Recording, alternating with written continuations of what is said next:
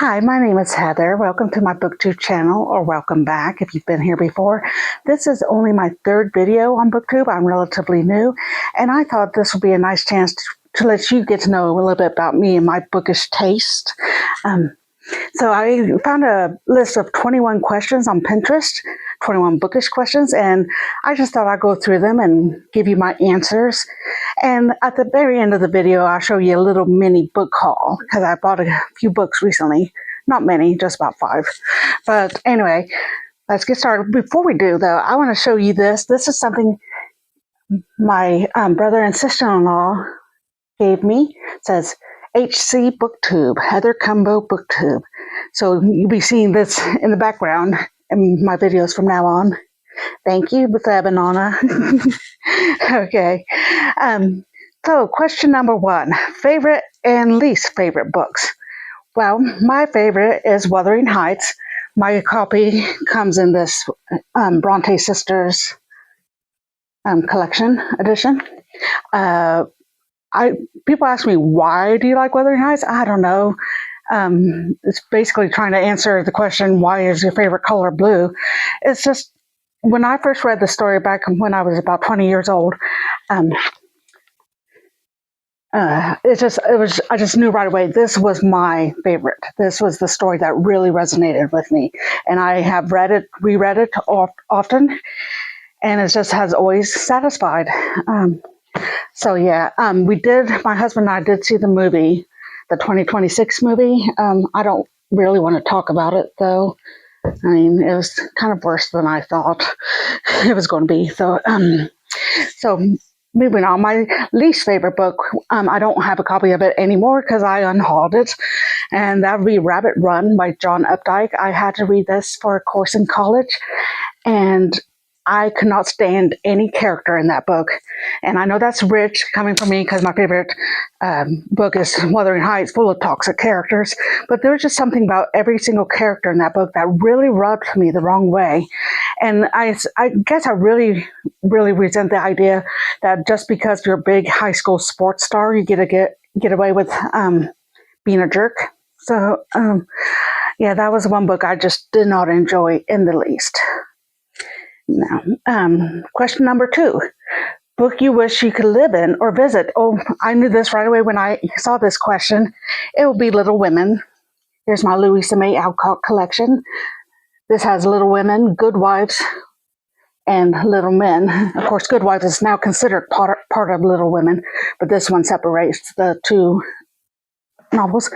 Ever since I was a little girl and was reading Little Women, I just wanted to be part of the March family. I just wished I could meet the March girls and be part of their shenanigans, as my daughter would put it. So yeah, these characters really mean a lot to me. The longest book you've ever read. Well, that will probably be The Tale of Genji. I didn't even really look to see how many pages, but I just know this is probably the longest. Is over 1,300 pages. So yeah, this is pretty much the longest book I've ever read. A lot of it still sticks with me. It was kind of amazing how easy it was to read, how accessible. This is translated by Dennis Washburn. Of course, the author is Murasaki Shikubu. And just kind of an interesting book. It took me a couple months to read it, but went a lot easier than I thought it would. Question number 4, a book you're embarrassed to say you enjoyed. This is Who Censored Roger Rabbit by Gary Wolfe. This is what the movie Who Framed Roger Rabbit is based on. This book was written in the early 80s. And of course, this picture right here is an illustration of the author himself. Here he is on back with Jessica Rabbit. And this actually came as a signed copy. We ordered it, and, well, here he is. He drew Roger Rabbit for me. And it is totally different from the movie. It's not as zany. It's a little bit darker, but it's really, really, really bizarre. But I liked it. It's a little bit embarrassing to say how much I liked it. It just really drew me in. I actually kind of read it cover to cover in a very short setting. So I loved it, but I'm embarrassed to say it. Question number 5. A book you've reread the most? Well, besides Wuthering Heights, that would probably be A Tree Grows in Brooklyn.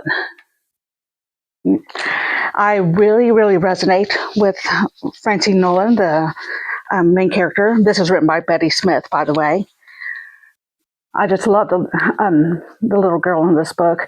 Any girl who thinks that she could read the whole entire library in alphabetical order sounds like my kind of person. I get along with that. But I just love that story. And just recently, I read it with my husband. I wanted my husband to experience A Tree Grows in Brooklyn. And from what I get, I think he enjoyed it. He didn't have any complaints. My favorite series. I've mentioned this before in my first video, but I like the Twisted Tale series from Disney. This basically takes Disney movies and kind of puts a little twist to them, makes them a little darker. Like this twist is, this is the Pinocchio retelling. This is my favorite of the series. And the twist here is, what if the Blue Fairy wasn't supposed to help Pinocchio? So she did something wrong when she helped Pinocchio, help him out in certain situations. As I said, this was my favorite. Now, the series, they can be read as standalone novels. They are not connected in any way, and they are also written by different authors. This is Elizabeth Lim. I found through reading the series that she's written about 3 or 4 books in the Twisted Tale series, and I found out that hers were my favorite ones. And so I started reading some of her other books outside this series.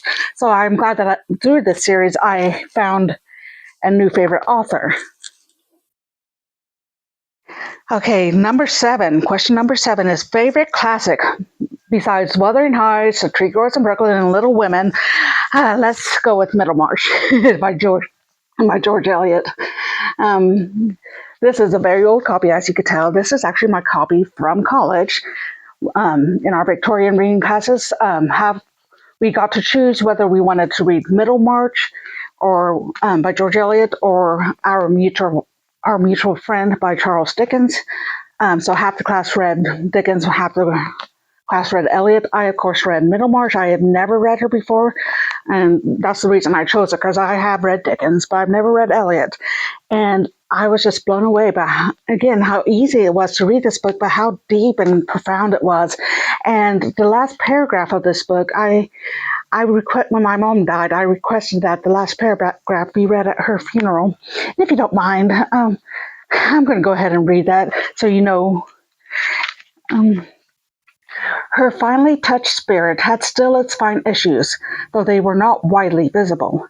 Her full nature, like that river of which Cyrus broke the strength, spent itself in channels which had no great name on the earth. But the effect of her being on those around her was incalculably diffusive, for the growing good of the world is partly dependent on unhistoric acts, and that things are not so ill with you and me as they might have been, is half owing to the number who lived faithfully a hidden life and rest in unvisited tombs. And I thought that described my mother very much. She just quietly did her business and went through life. But I hope her tomb isn't unvisited. I plan to visit her tomb quite often. I don't want her to be forgotten. Anyway, question number 8. Where do you like to read the most? The couch. The couch is my favorite place in the whole wide world. I love my couch. I love cuddling up with my blanket. I read there. I do embroidery there. I write there. I pretty much do everything for my couch. Fold laundry. I love my couch. Anyways, question number 9. The prettiest cover. Well, at the books I own, this is going to give you a chance to see what my design tastes are like. I think this is the prettiest cover of all the books I own. This is The Ivory Key by Akshaya Raman, I think. I just think that is totally gorgeous. No. Not as flashy as some of you see in the the fantasies nowadays, the fantasy novels, but I still think that's just a gorgeous cover.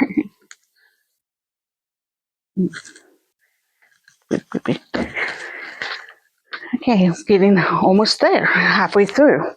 Um, Favorite book from childhood. Well, I couldn't tell if they were asking about early childhood or kind of later childhood, so I picked two books. My early childhood favorite book was The Pokey Little Puppy. I mean, how cute is this? Look at that cute little precious thing. I just want a puppy that looks like precious pokey little puppy. I read this book over and over and over again when I was young. And in my later childhood, Bridge to Terabithia. This was assigned reading for our class when I was in fifth grade. This is by Catherine Patterson. Oh, I don't know who wrote The Pokey Little Puppy, but Catherine Patterson wrote Bridge to Terabithia. And when I read it in the fifth grade, I was just blown away.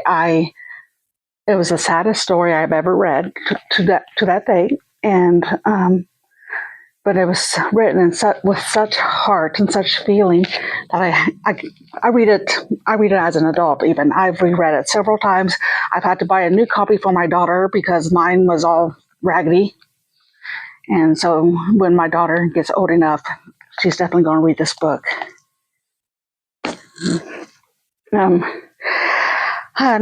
Question 11. Author you always recommend. I don't think I have an author I always recommend, but one I think does well universally is E.M. Forster. This is Howard's End. This is my favorite E.M. Forster book. This is the first one I read. Got hooked, and I've read all of his novels since. And the reason I pick him is because I don't think I've ever heard anyone say they did not like his writing.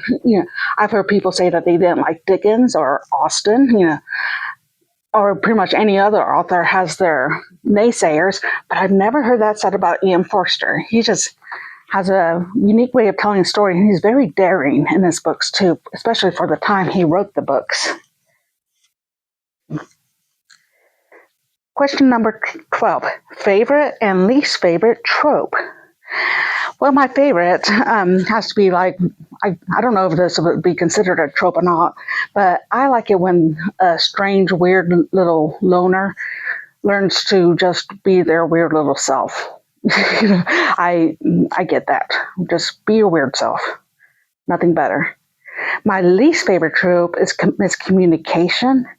And I know that happens in real life, but it's so frustrating to read it in a book because you just want to be like, just talk to each other. That's all you need to do. And, it kind of gets annoying. Not that I won't read a book with miscommunication as a trope, but it still annoys me. Question 13. Favorite side character? I know I'm not the only one on BookTube who likes this character. I've heard other people talk about him before. But I'm going with the character of Thimble from Legends and Lattes by Travis Baldree. Now, he's not on the cover here. You don't see him. He is a ratkin, which means he's basically a humanoid rat, if that makes sense. He walks and talks. He makes cinnamon buns. That's what he does in this book. He makes cinnamon buns. And he doesn't say much, but he has quite a personality. And I need more Thimble in my life. I want to know more people who are like Thimble. I can't stop thinking about him. He's probably the only side character that has really stuck with me of all the books I've read. Question 14. Ebook, physical, or audiobooks? Well, I'm definitely not an ebook reader. I just never really got into that. I've always loved my physical books. I like the softness of a page, the softness of turning the page. It just, something feels good about holding a physical book in your hands. And I didn't used to read audiobooks. It wasn't something I ever listened to very much until this past year.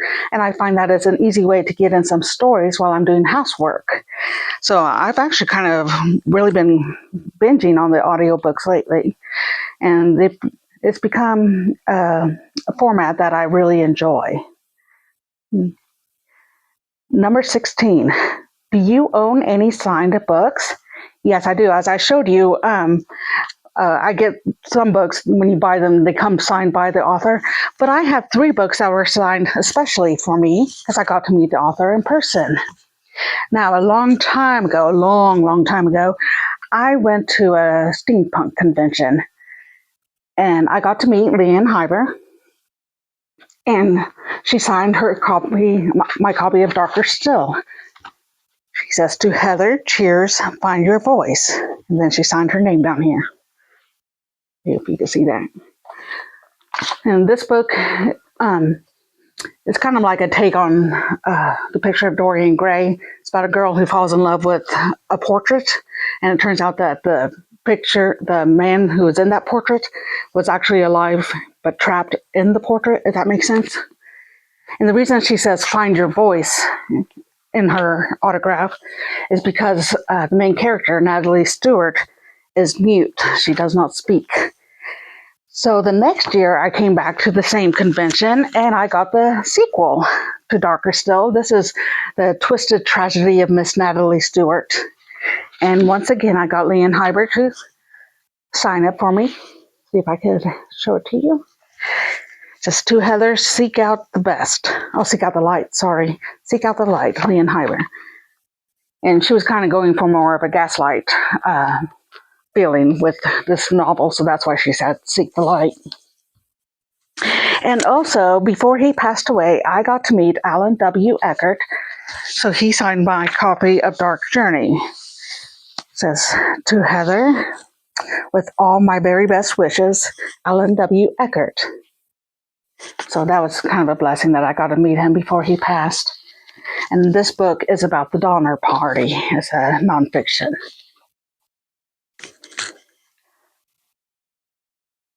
Question 17. An author you'd like to be friends with? Gregory Maguire. I think if he and I knew each other in real life, we would be such good friends. I just love his writing. I know sometimes he gets a lot of grief from people, but I've read many of his books, almost all of them, and I never get tired of his writing. I just feel like he has that sense of humor that he and I would jive very well, I think. So yes, I would like to be friends with Gregory Maguire. Question 18. Describe your favorite books in emojis. Well, I'm going to let you do that. Comment down below. Describe your favorite book in emojis. See if I could guess them. And I'm probably going to hate myself for giving you that challenge because I probably won't be able to guess any of them. But go ahead and do it and see how good we do. I would like to know how you describe your book in emojis. Question 19. Do you prefer first person or third person writing? Neither one really bothered me. I think when I was younger, I preferred the first person. I always thought it was neater to hear one perspective. But I think as I got older, the third person writing became more of my preference. Question 20. How many books do you own that you haven't read yet? That would be the majority. I have over 800 books. I keep them in a little app that sorts out my library. And I will admit that I am a frequenter of our library. I'm often buying books. I mean, not too much into consumerism, but every now and then you just got to buy a good book, a new book. And quite frankly, some of them don't get read for a while. My argument for that, I've heard somebody else say that's on BookTube, so I kind of took in that argument for myself, so I use it for my, arguing against it with my family. But basically, books don't expire. So you could buy a book and not read it for years and years and years, and then one day that book will be picked up and you can read it and it'll be just as fresh as it was because it doesn't expire. Books last. So and as a lot of people say, book collecting and book reading are two different hobbies. Just saying. Okay, so the very last question, question 21. If you were stranded on a desert island, what 3 books are you bringing? And I think that's a very weird question because if I were to be stranded on a desert island, I don't think that'd be something I planned to do. I think that'll be if I was shipwrecked, and therefore I wouldn't have time to grab books or decide what books. But just to answer the question, I would like books that I have not read yet, that I could really delve into and take my time thinking about. And so the Mabinogion, this is Welsh mythology, or Welsh legends, I should say. And, they're kind of hard to read. Not a very big book, but it takes a lot of thinking about. I've read part of this before, and I would just love to have the time to just really dive into it and take notes and really think about it. I have never read War and Peace. Isn't that amazing? So definitely this will be one I could take to a desert island. And another, not as big as War and Peace, but still kind of a chunker, a classic that I've never read, and I'm ashamed that I never read, is Moby Dick by Herman Melville. I don't know if you can see that title. Let me open up the title page for you. This is one of those old books that I collect. See, it has nice little drawings in there, illustrations. But there's Moby Dick. Never read it. Want to take my time with it. So that's why I've kind of put it off. I want it to be for a good time when I have time to devote to it. So those are the 21 questions, and I hope you enjoy that. Before I leave, I do want to show you a few books that I bought recently. I did pick up a copy of A Stage Set for Villains. This is by Shannon J. Spann. I think this is her debut novel. It's a dark fantasy set in the theater, which sounds right up my alley. So I was anxious to pick that up. I heard good things about it too. So, and then I went to a antique store just today, of all things, and I found some books that I've never heard of before. I think they're independently published or from an independent publisher. The publisher is called Annie's. So I don't know if any of you have heard about this publishing company. Let me know. But these are Irish tea room mysteries, and since they were small books and cozy mysteries, I thought I'd go ahead and try the series. I did notice that they have different authors, so I'm kind of curious. I don't think it's one of those series that you have to read in order, that you could just pick up any book and read. So anyway, the books are Steeped in Lies. This is written by Jan Fields. You just have got to admire those covers. Pretty covers, good condition. Got them for a good price. Not to brag, but Eclata and Secrecy. This one has kitty cats on the cover. This is written by Casey Cross. Then there's Druid on Arrival. This is written by Virginia Smith. And then we have another one written by Jan Fields. It is Cottage in the Act. This one even has a little fairy on the cover. I actually have Celtic roots. I have a Eclata myself for my ring, my wedding ring. So I always argued, it's like, since I'm Celtic, I definitely do believe in fairies. So I'm glad they included that. And I teach my daughter to believe in fairies too. But anyway, thank you so much for joining me. I hope you enjoyed those 21 questions, got to know me a little bit of my taste. I feel like I have an eclectic taste, I hope. I try to read a little bit of everything. And I hope you enjoyed my book haul. Let me know if you've read any of these books, especially the ones that I've just bought, and tell me how you feel about them. Again, don't forget the emojis. Describe your favorite book in emojis for me, see if I could guess them for you. And if you like this video, like and subscribe. I'd love to have you on my channel. Thank you very much. You have a good day. See ya.